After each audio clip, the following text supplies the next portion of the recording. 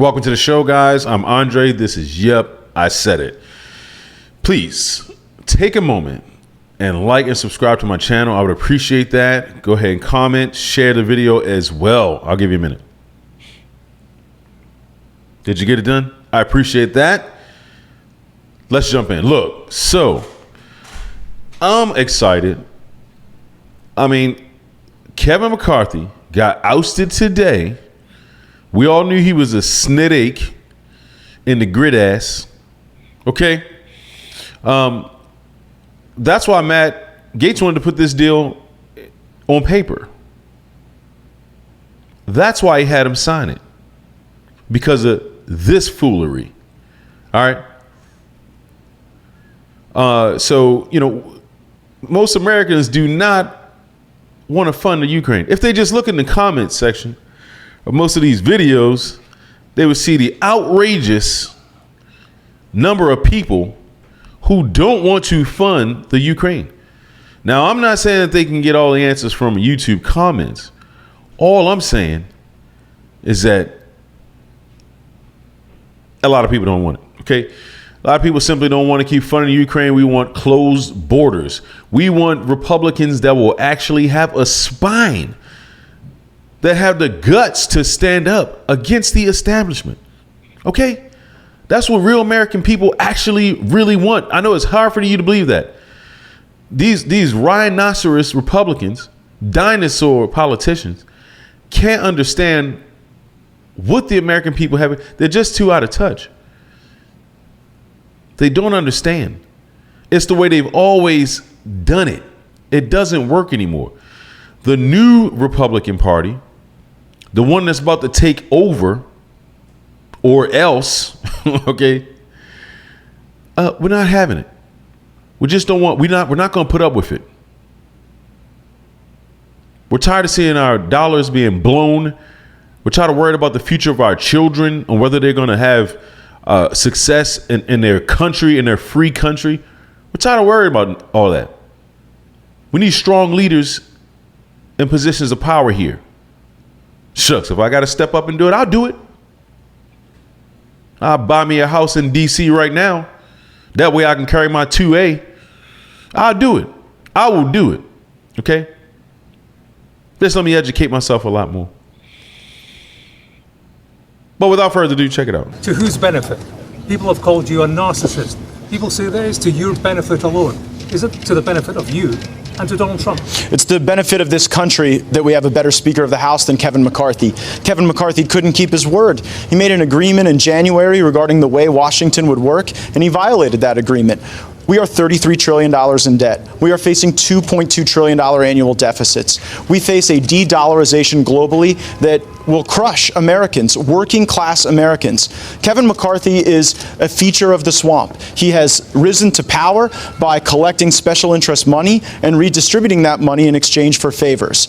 We are breaking the fever now, and we should elect a speaker who's better. So if not Kevin McCarthy, then who? Then who? You said last night that Steve Scalise was a name that you floated to potentially be speaker. Where do things stand right now? If not McCarthy, then who? Well, you know, the stages of grief, I think, are in progress right now with some of my colleagues. I think there was a stage of denial, and I've certainly experienced a good amount of their anger, and now we appear to be headed toward bargaining. I think the world of Steve Scalise. I think he'd make a phenomenal speaker. We've got less than... The new Republican Party has asked for change. Welcome, Congressman. You are the man of the hour.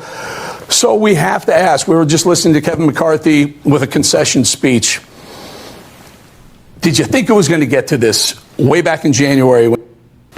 No, I never thought we'd be at this moment, Eric, and it's because in February and March, we really saw Speaker McCarthy adhere to the agreement he'd made with House conservatives to try to bring the House of Representatives more in line with what the American people think governing should be, not just wrapping everything up in one big up or down vote with disparate things combined together, stuff that wouldn't otherwise pass if it wasn't lashed onto something else. And Kevin McCarthy broke so many of the promises he made in January. We started to see the House of Representatives revert back to its corrupt old muscle memory of just omnibus bills, continuing resolutions, and more of the same. I remember in January when Kevin McCarthy said that he was going to use the power of the subpoena and the power of the purse.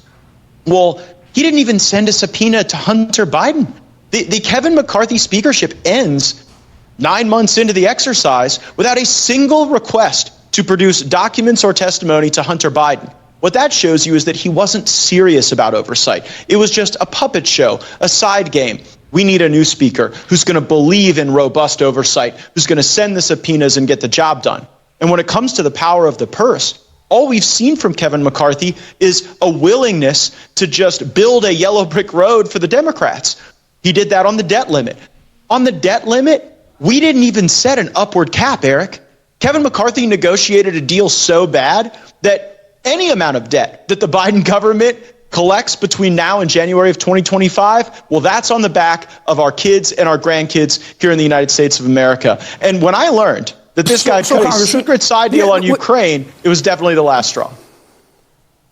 So I have a lot of friends in Congress, as you know. I was texting back and forth all day. A lot of people, whether they voted with you or against you, a lot of Congress people, whether they support you vocally or and publicly or not, a lot of them felt, yes, you did the right thing, but the chaos that may ensue from this moment forward, they don't think it was worth it. How do you answer the critics who say, too much chaos, not enough of a plan on the backside of it? Well, only in Washington is taking a few extra days of votes deemed chaos. Do you know what chaos is, Eric? Chaos is the dollar losing its status as the global reserve currency. Chaos is the greatest nation in the world sitting atop a $33 trillion debt.